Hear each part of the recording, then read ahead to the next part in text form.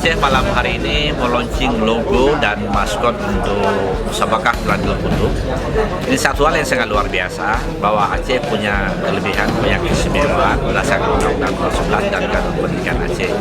Oleh karenanya, pemerintah Aceh berkewajiban memberikan layanan untuk pendidikan pondok pesantren atau dayak di Aceh, dan ini kami dari Kementerian Agama memberikan apresiasi yang sangat luar biasa karena dayak atau pondok pesantren adalah sebagai lembaga pendidikan resmi yang hari ini juga kemarin disahkan undang-undang pondok pesantren oleh pemerintah Indonesia. Oleh karenanya, persiapan yang dilakukan oleh pemerintah Aceh ini satu hal langkah maju dalam rangka pembinaan pondok pesantren ke depan atau dayak di Aceh dalam rangka kita menghadapi event tingkat nasional akan datang yang 2020 yang akan dilaksanakan oleh Kementerian Agama secara nasional. Mudah-mudahan event atau ajang Musabakah Pelandul Kutub untuk tingkat Provinsi Aceh ini akan menambah kreativitas, motivasi, dan inovasi untuk dayak yang ada di Aceh. Mudah-mudahan ke depan pondok pesantren akan semakin berkembang dan menjadi pilihan utama bagi masyarakat Aceh untuk menyekolahkan anak-anaknya selain pada pendidikan